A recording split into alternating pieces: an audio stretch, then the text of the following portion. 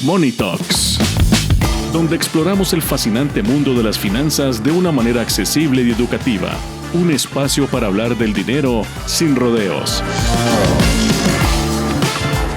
Junto a Esteban Bogantes y Brian Mayorga.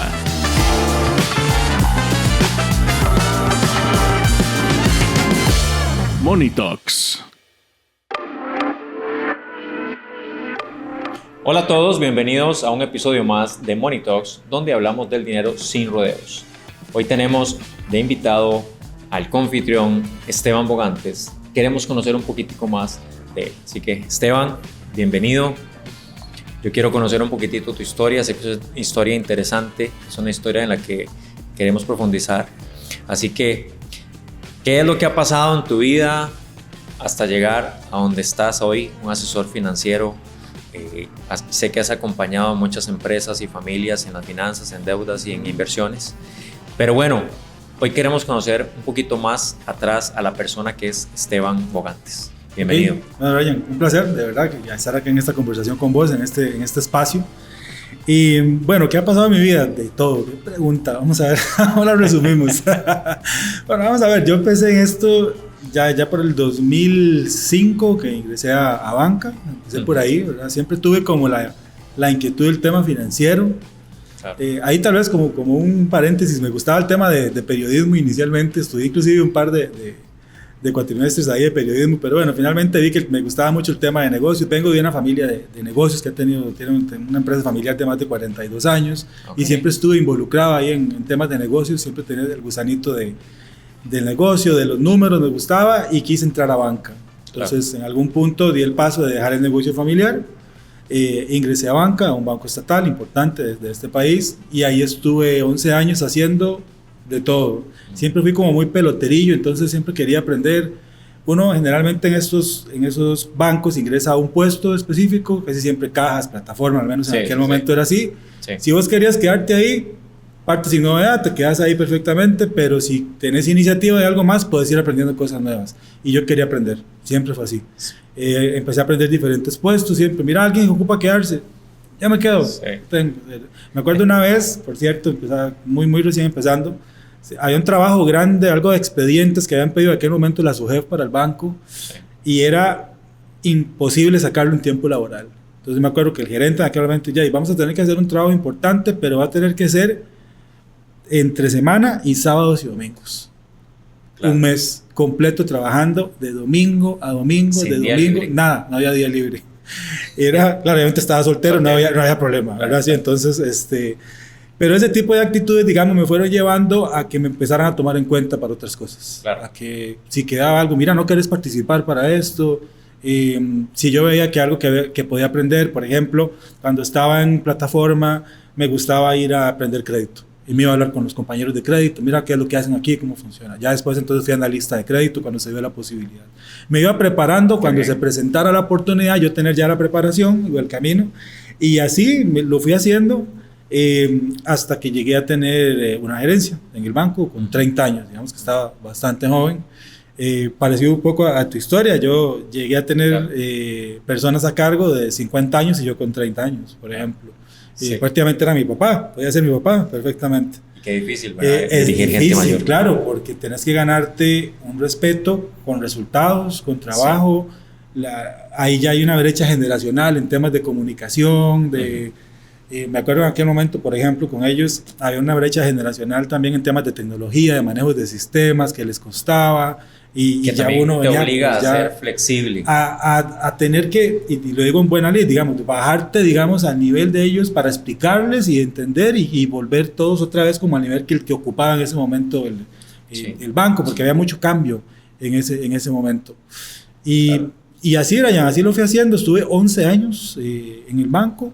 Tenía una carrera próspera en el banco, me iba muy bien y me estaban proyectando ya para gerencias ya de otros niveles, ya más a nivel regional y otro tipo de cosas, pero ya yo me di cuenta que no era lo que yo quería. Yo me di cuenta que para lo que seguía tenía que como que sacrificar algunas cosas que yo no quería sacrificar en aquel momento, y que ya sentía que mi ciclo ahí se había acabado, no porque supiera todo, ya había aprendido bastante, me faltaba todavía mucho más por aprender, pero que quería estar como en otra área dentro del mismo mundo financiero que ha sido lo mío siempre, mi gran pasión. Claro. Entonces decido en 2018 salir del banco, renunciar y empezar con el tema de... ¿Y esa carrera fue en un mismo banco? 11 años en el mismo banco, sí. Okay. En el mismo banco, en diferentes puestos, en diferentes oficinas. Trabajé en 5 oficinas diferentes por lo mismo, porque no había oportunidad de crecimiento donde estaba, pero allá en otro lado, me iba para el otro lado. Teniendo que manejar, teniendo que gastar, evidentemente no me pagaban extra por irme para otro lado, era el mismo salario, pero tenía oportunidad de crecimiento. Era apostarle a crecer. Era apostar a crecer, ¿Y qué era ese puesto o ese sueño que tenía Esteban? ¿Qué lo llevó a dejar 11 años de carrera y hacer un cambio por no precisamente un salario mejor? No, ni por un salario, porque era emprender. Okay. Estaba renunciando a un salario bueno, porque el salario que ya tenía en el banco era un salario bueno, a una seguridad, una estabilidad laboral.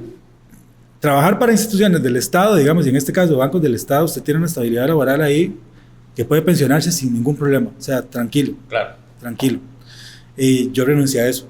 ¿Por qué? Porque yo tenía el sueño, primero, de emprender. Como te digo, vengo de una familia de empresarios, tenía el gusanito del emprendimiento y que sentía que podía hacer más en esta área estando fuera que estando en el mismo banco.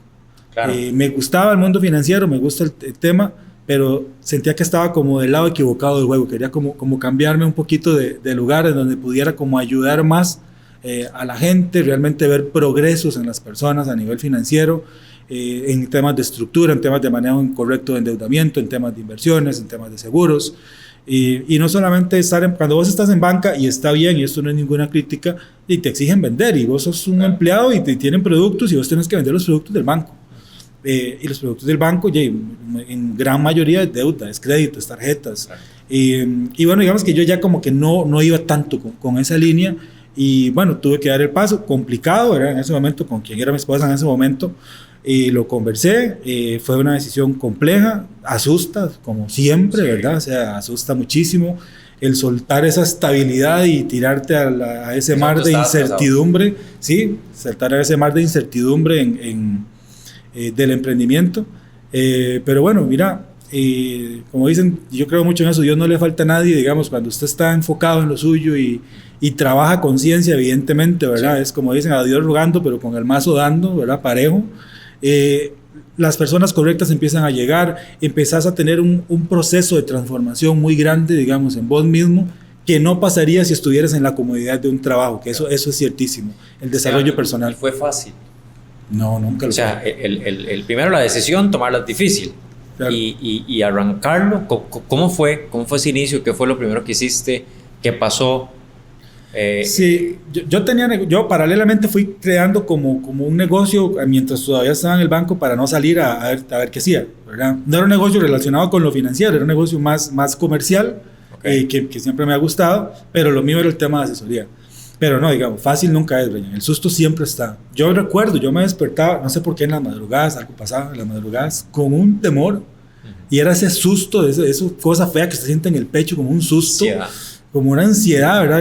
Claro. O sea, pucha, de verdad que lo hago, que no lo hago, pero bueno, yo puse la carta, dice, y me tiré afuera, y ha sido un camino de muchísimo crecimiento, de momentos duros, siempre hay momentos complicados, momentos en donde usted quiere, como decir, ya no puedo más, o sea, ya tengo que ver qué hago, no puedo más, tengo responsabilidades, lo comentaba contigo un poco también de el rol de uno también como esposo, como papá, como proveedor de un hogar, el verse la posibilidad de no poder poner comida sobre la mesa.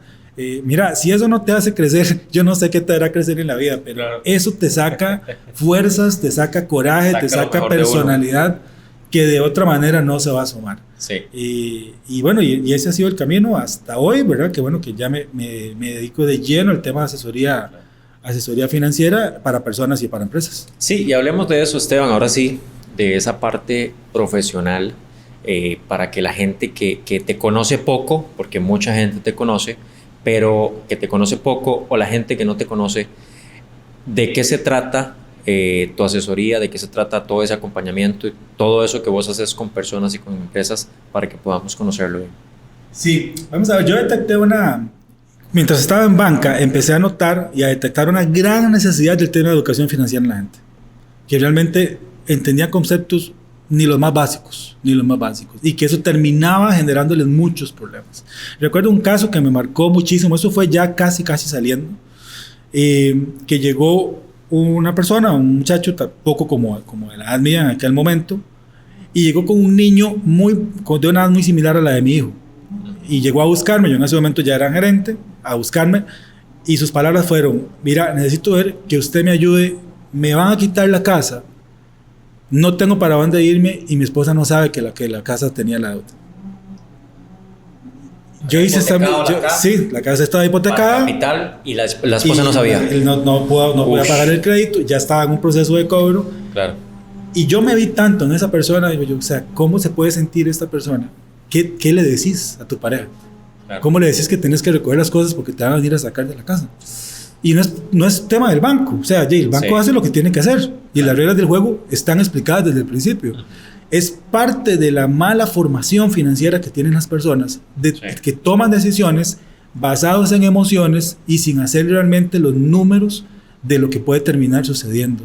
Y eso por contarte un caso, pero hay casos duros, digamos, uno en los bancos, y yo, como te repito, como fui muy peloterillo, anduve por muchos puestos, entonces me tocó ver muchas cosas. Esteban, ¿y podríamos enumerar cuáles son esos 2, 3 errores más comunes que la persona comete en el manejo de sus finanzas? Claro, mira, hoy día principalmente hay un error fundamental, que es el tema del estilo de vida. El querer vivir un estilo de vida que no puedes pagarte. No te lo puedes pagar, entonces lo financias. Y entras en un círculo de deuda interminable hasta el punto en donde ya se traba todo y te terminan embargando salarios, te terminan quitando casas. Es la presión social que hay hoy día, el tema de redes sociales, el querer aparentar, el querer tener estos temas de yo me lo merezco, de yo trabajo muy duro, el vecino viaja, el otro tiene carro y por qué yo no. Y ese bombardeo constante que tenemos de publicidad y de acceso a crédito. Es una bomba molotov, que es lo que está pasando con la gente. Yo siempre repito esto, y siempre que lo digo esto mismo que voy a decir. Nunca hemos tenido en la historia de la humanidad tanto en qué gastar ni tanto acceso a crédito como hoy. Y si lo digo dentro de una semana, igual va a actualizarse dentro de una semana, y si lo digo dentro de un año, va a ser lo mismo dentro de un año. Cada vez hay más y más y más en qué gastar. Nos inventan más y más y más necesidades, ¿verdad? Necesidades de cosas que yo necesito, que realmente no es así. Y cada vez me da más acceso a crédito. Claro, y empieza como una glotonería de la persona que recibe un mensaje de una financiera: tenemos un crédito de 5 millones. Total. Y ya empieza a pensar: ¿en qué me los gasto? Claro, el viaje, mira, que ahora sí puedo darme el viaje, que ahora sí... Esto, digamos, algunos que piensan, digamos, que un poquito más responsables, mira, le meto a la casa, tal vez, ¿verdad? No pensemos que todos se lo echan encima, algunas cosas le darán más uso, pero igual es una carga financiera, claro. Que si igual ya venías raspando la olla, que no podías ni ahorrar, menos lo vas a poder hacer porque ahora tienes que hacerle frente a una cuota. Claro. Entonces, el principal problema, Ryan, es eso, es este bombardeo que tenemos para vivir un estilo de vida que no podemos pagarnos. Y el segundo error es el tomar decisiones que requieren un acompañamiento y un conocimiento técnico, simplemente con el conocimiento que yo tengo de algo, que es el no tener un asesor financiero a quien consultarle. Claro. Y todavía hoy día hay un tabú con el tema de asesoría financiera. La gente cree que puede jugarla con lo que sabe, y realmente el juego financiero se ha complicado muchísimo en los últimos años. Hay muchas herramientas, hay mucha promoción, hay mucho acceso a cosas que usted no tiene por qué saberlas porque no es su área, ¿verdad? Por ejemplo, si yo siempre pongo este ejemplo: mira, a mí me encanta manejar y yo ocupo mi carro, pero si mi carro se jode, a mí no me pasa ni por aquí creer que yo puedo ir a arreglarlo, porque yo ocupo las habilidades y el conocimiento técnico de un mecánico para hacerlo. Porque yo creo que entonces yo puedo tomar decisiones financieras cuando no tengo el conocimiento técnico financiero de los productos que me están ofreciendo. Sí. Y te los están vendiendo. Correcto. Igual, repito, este es el negocio de los bancos, y está bien, es un negocio, como cual. Ellos no están haciendo nada ilegal, están dando un producto y un servicio. Usted es el que tendría que tener, si no tiene el conocimiento, a quién consultarle para saber si le es funcional o no para usted. Entonces creo que el segundo tema, de los que me preguntabas, va por ahí.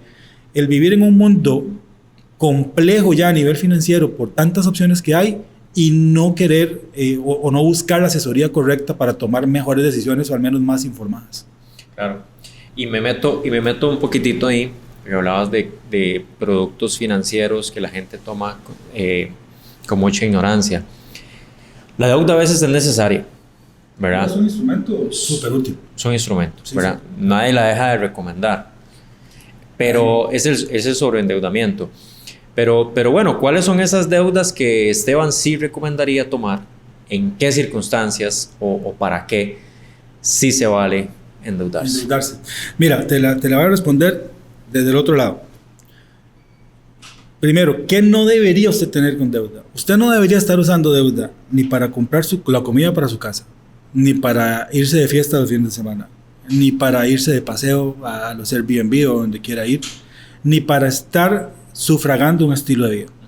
Eso no, para eso no es la deuda. Y si las personas que están viendo esto están en ese momento y está pasando eso, con todo el cariño del mundo, tengo que decirles, tienen un problema y tienen que pararlo ya hasta que esa bomba les reviente en la cara, porque en algún punto eso va a detonar. ¿Para qué es la deuda, Brian? Para pagar lo que no puede salir de mi ingreso corriente que me haga crecer en patrimonio. Okay. Por ejemplo, yo soy creyente en esto y me puedo sentar a debatir con quien quiera, por ejemplo, el tema de la casa.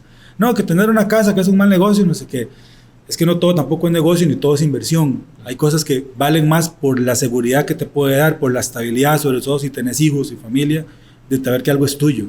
Es muy cierto, hay muchos coach financieros. Sí, muchos gurús ahí que dicen no compre casa. No, que es una tontería, bueno, que para qué, que eso pierde valor, que mejor use la plata, inviértala en este producto maravilloso, que este rendimiento a los años. Sí, son buenísimos haciendo números. ¿Cuál es la filosofía de Esteban Bogante respecto Mi a filosofía es muy respetable, pero yo soy del concepto y ya igualmente los años me van dando la razón. Vos tenés que tener algo tuyo. Algo donde, si algo pasa, mira, Ryan, el ciclo económico en la vida es muy variado y vos y yo lo sabemos. Sí. Hoy estamos bien, mañana usted no sabe cómo va a estar. Correcto. Usted no puede contar con que yo puedo pagar alquileres de $1,500, de $2,000, de $1,000. Hoy lo puedes pagar. Hoy. Pero mañana, si pasa algo, y puede pasar, cualquier cosa puede pasar. Una enfermedad, que no tenías los seguros correspondientes que te cubrieran, un accidente, una merma en el trabajo, cambió el sector. Mira, con lo dinámico que es la economía hoy en el mundo, ¿quién puede decir que tiene seguro algo de aquí a 1 año o 2 años? Nadie. Llega una tecnología nueva, pum, y lo que vos hacías ya lo haces la tecnología y no son necesarios. Entonces el gran ingreso se te cae. Si tenés 30 años, inclusive 40 años, ahí algo puedes soportar, pero con 60 años, 70 años, claro. ¿A dónde te metes? Entonces recomendás que si invertís en lo tuyo, o sea, tener algo tuyo. Si me tengo que endeudar para comprar mi casa. Ahora, otra cosa es, ¿verdad? Esto de que quiero ir a comprarme una mansión de 3 cuartos y un lote de 3,000 metros y ¿verdad? Ojalá en zonas de alta plusvalía y por eso quiero endeudarme con el banco en 350 millones. Eso es otra cosa, o sea, sí. Pero es tener algo tuyo que te pueda resguardar. Y sí, vaya creciendo en inversiones, pero tener algo tuyo. Y siempre cuando, como decís, la cuota esté dentro de mis capacidades y mi dentro de su realidad, exactamente, claro, de lo que usted pueda, de lo que pueda solventar. Bueno, te pongo otra que a mucha gente le ha pasado o le puede estar pasando o está a punto de tomar esa decisión. Tengo ganas de hacer un viaje. Ya se lo prometí a mi esposa. Hemos estado conversándolo. Pasa mucho, ¿no? Sí, claro. Hemos estado conversándolo. Ya veo la publicidad, tasa cero, los boletos tasa cero. Yo no tengo dentro de mi flujo corriente las capacidades de pagarlo. Acomodo todo y organizo todo para que me queden unas cuoticas y me voy de viaje. Bueno, esa es una muy buena pregunta y el planteamiento que haces es muy interesante. Vamos a ver. Lo ideal es, en ese tipo de situaciones, es que vos lo hagas más bien al revés, que logres ir acumulando un dinero después de acomodar todo esto que mencionabas para que puedas ir guardando y cuando esté el monto con eso vamos y paseamos y nos vamos y disfrutamos felices de la vida. Si lo haces de esa forma que vos planteas con tasa cero, digamos que no va a pagar intereses, aunque igual dentro de esos productos ya está metido el interés que te lo están cobrando nada más que a cuotas. O por lo menos unas cuotas. O al menos unas cuotas. Mira, va a depender mucho de la situación, de la realidad económica de la familia, de la capacidad de solvencia que pueda tener en caso de que pase algo. Pero, por ejemplo, el caso típico, que es de la mayoría desgraciadamente, que apenas van raspando y que en el momento que pase algo, que algo va a pasar, que se enfermó un niño, que pasa algo en el vehículo, que pasa algo en la casa, que tuvo un accidente. Algo, esos son los famosos imprevistos, que es lo que vos no sabes cuándo van a pasar, pero de que pasan, pasan, en algún punto de la vida pasan. Y no tenés dinero para hacerle frente a eso, y ya tenés esta obligación, la urgencia hay que atenderla. Y tenés que dejar de atender esto porque ya no te alcanza, o sea, materialmente ya no te da la plata. Esto se empieza a convertir en una bola de nieve. Entonces, el paseo para descansar, para el día familiar, para las fotos del recuerdo y todo, se termina convirtiendo en una pesadilla, en donde tal vez por eso pueden terminar con salarios embargados, perdiendo patrimonio. Entonces, no es, o sea, no hay justificación. Sí, lo que hice fue estresar mi flujo. Totalmente. ¿Verdad? Ese ingreso corriente que tenía que utilizar para urgencias y para las cosas básicas y esenciales, para poder tomarme las fotos para sentir que fui y que cumplí con eso. Y mira, y por eso el planteamiento que hacías es muy interesante, porque lo planteaste desde lo familiar. Eso es mucha presión. Es mucha presión. Es mucha presión, porque no queremos fallar como papás. No queremos fallar como pareja. Yo quiero que mis hijos tengan la foto frente al castillo, allá con las orejitas puestas, porque el vecinito lo tiene y el otro lo tiene. Y es la realidad. Hay muchas familias costarricenses que sueñan con eso, lo cual está súper bien, ¿verdad? Sí, y yo creo que en los siguientes episodios les vamos a dar tips para irse acomodando, para irlo proyectando y hacerlo una realidad, ¿verdad? Dentro de todo lo que vamos a hablar en los episodios de Money Talks. Pero bueno, creo que es un tema muy interesante. Yo creo que las personas necesitan también tener un punto de vista, como decías, si el carro se me daña, yo no puedo repararlo, tengo que buscar un mecánico. Bueno, si usted necesita organizar mejor sus finanzas, necesita un experto que lo pueda acompañar. Esteban, para ir finalizando, antes de despedirnos, me gustaría que si yo te dijera, Esteban, dame 1 o 2 consejos. Hoy soy una persona de carne y hueso que está ahí, no voy a decir sobreviviendo, pero estoy ahí pasándola, tengo proyectos. ¿Cuáles son esos 1 o 2 consejos prácticos principales que me darías? Lo primero es, tenga claro cuál es su realidad financiera, tenga claro cuáles son sus números. Y esto, aunque suene básico, muy poca gente tiene claro cuál es su realidad. Por ahí la mayoría, sobre todo la gente que es asalariada, podría tener claro cuánto es su ingreso, más o menos, ¿sabe? Pero no está sabiendo o no sabe realmente cuánto gasta, cuánto está gastando. Hay mucha gente ya viviendo en ciclos de deuda donde está ya sufragando gasto corriente con deuda y no se han dado cuenta. Hasta que ponen tal, bueno, ¿cuánto gano? ¿Cuánto estoy gastando? No me cierran los números, claro, porque lo está sufragando con deuda y no te has dado cuenta. Tenga claro cuál es su situación y a partir de ahí tome decisiones y priorice lo que sea primero, valga la redundancia, sea lo que urja más. Si estás gastando más, empieza a recortar gasto o aumenta ingresos. O sea, esto es muy sencillo, ¿verdad? No es física cuántica. Claro. Es si los números no dan, o suba ingreso, que está muy bien, tenga un emprendimiento, haga algún negocio, venda cosas, o sea, métase en el rol de generar más dinero, o empieza a reducir gasto, o lo maravilloso es una combinación de ambas, que te va a cambiar el panorama completamente. Eso es lo primero, tenga claros sus números, hágase un diagnóstico, cómo está su nivel de endeudamiento, cómo está usted cubierto patrimonialmente. Si algo me pasa, tengo seguros que me cubran a mi familia, o me cubran mi patrimonio, me cubran a mí, o estoy a la buena de Dios de que nunca me va a pasar nada. Las deudas que tengo, ¿qué tan buenas son? ¿Habrá algo en el mercado mejor que me pueda mejorar mi capacidad de pago en este momento? ¿Valdría la pena hacer un refinanciamiento o liquidar esta deuda que tengo y meter una deuda nueva? Son preguntas que la gente tiene que empezar a hacer para darse cuenta a hoy cuál es su situación. Una vez que lo tenés claro, dale prioridad a los temas urgentes. Vamos a suponer un caso en donde tal vez no hablemos de un caso tan trágico. No está tan endeudado, tiene buena capacidad de pago y le queda plata sobrante. Bueno, aquí entonces ya empecemos a meternos en temas de crecimiento patrimonial, en temas de inversión, cuál es tu perfil de inversionista, a qué puedes acceder, cómo quieres hacer crecer tu patrimonio, qué estás preparando, por ejemplo, para tus hijos si tenés en temas de herencias, ya pensando un poco más allá, ya no en el día a día del gasto y esto, que salimos como ese juego, que es mucho, de hecho lo que yo hago con la gente es sacarlos de esa posición y dejarlos en esta otra posición, en donde ya están pensando más en futuro, en cómo administro lo que me está quedando y lo que tengo.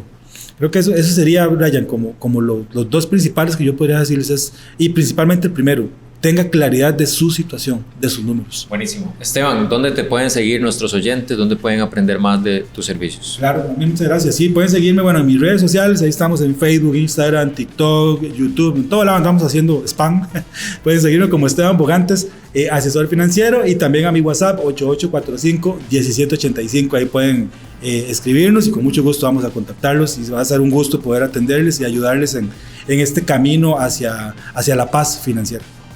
Esteban, ha sido un placer compartir este podcast contigo, como siempre. Y bueno, vienen podcasts más interesantes. A nuestros oyentes y los que nos sintonizan, muchísimas gracias. Este fue un episodio más de Money Talks. Síganos en nuestras redes, sintonícenos para saber qué es lo que viene. Gracias.